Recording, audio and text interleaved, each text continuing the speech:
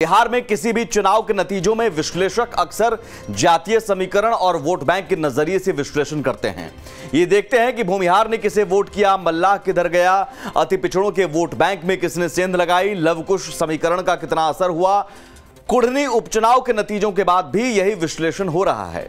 लेकिन इस तरह के विश्लेषण से इतर अब यह भी देखने की जरूरत है कि किन मुद्दों पर वोट डाला गया है, क्योंकि जातीय गोलबंदी हुई होती तब तो महागठबंधन की बंपर जीत होती। 7 दलों का गठबंधन है, आरजेडी का एमवाई समीकरण है, नीतीश का लवकुश समीकरण और अति पिछड़ा वोट बैंक है, दलित है। भूमिहारों को भी मुकेश सहनी के जरिए साधने की कोशिश हुई, तो फिर क्यों नतीजे उलट हो गए? क्या अचानक दलित, अति पिछड़ा, लवकुश, यादव सब वर्गों के वोटरों को बीजेपी अच्छी लगने लगी? शायद ईमानदारी से विश्लेषण करें तो एक बड़ी वजह यह भी है कि जिस नौकरी रोजगार के मुद्दे को तेजस्वी विपक्ष में रहते उछालते रहे, हवा देते रहे, नीतीश के साथ आने पर 20 लाख तक नौकरी रोजगार की बात होने लगी।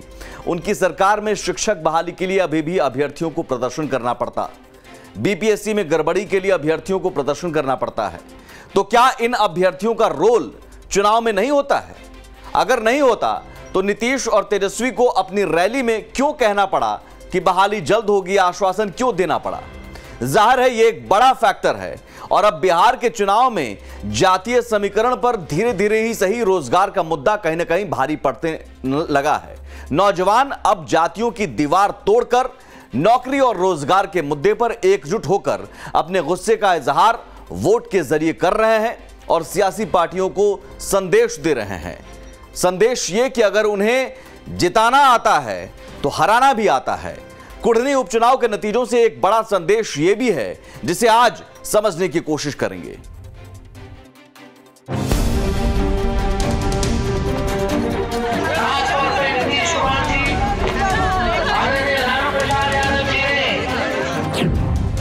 नहीं काम आया चाचा भतीजे का जोरदार प्रचार। तेजस्वी नीतीश का जातीय दांव भी गया बेकार।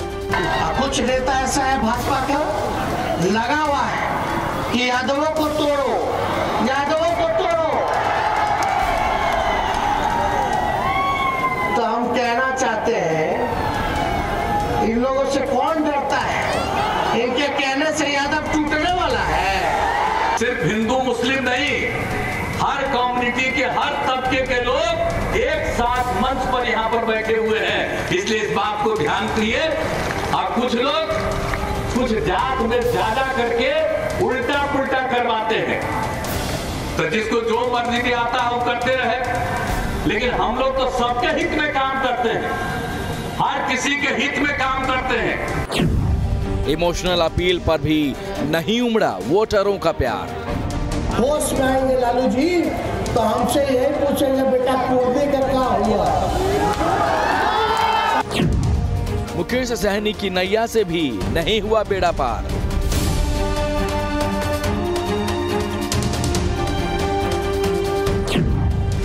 कुढ़नी उपचुनाव में जातीय समीकरण पर भारी पड़ा रोजगार।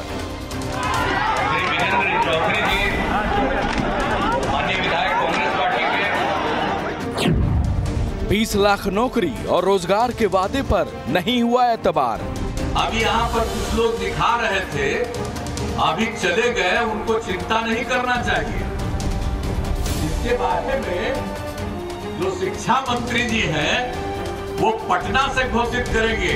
आप लोगों का काम पूरा करके दिखाएंगे, तो चिंता करने की जरूरत नहीं। इसलिए जल्द से जल्द खुशखबरी आने वाली है, चिंता मत कीजिए।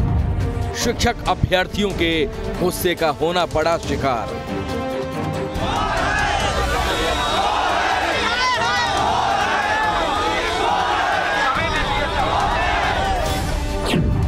कुढ़नी में महागठबंधन की करारी हार।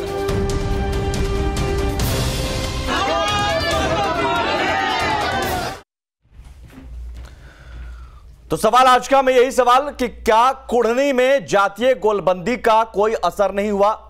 तेजस्वी नीतीश की जोड़ी का भी असर नहीं हुआ? कुढ़नी में जातीय समीकरण पर रोजगार और नौकरी का मुद्दा भारी पड़ा। शिक्षक बहाली के मुद्दे पर गुस्से के कारण महागठबंधन की हार हुई, गुस्से का शिकार होना पड़ा। और क्या जात पात से ऊपर उठकर अब रोजगार के मुद्दे पर युवाओं ने वोट करना शुरू कर दिया? कुढ़नी में ये एक ट्रेलर है, युवाओं ने वोट किया। कुढ़नी के नतीजों के बाद अब कम से कम बहाली को लेकर तेजी आएगी क्या? एक संदेश कहीं ना कहीं जो दिया गया है कि साहब आप रोजगार और नौकरी की बात करेंगे, बहाली करेंगे, आश्वासन से सिर्फ काम नहीं चलाएंगे, तब तो हम आपको जिताएंगे, नहीं तो फिर हमें हराना आता है। तो क्या बहाली को लेकर अब आश्वासन से काम नहीं चलेगा? अब जात पात नहीं, चुनाव में बहाली की बात करनी होगी।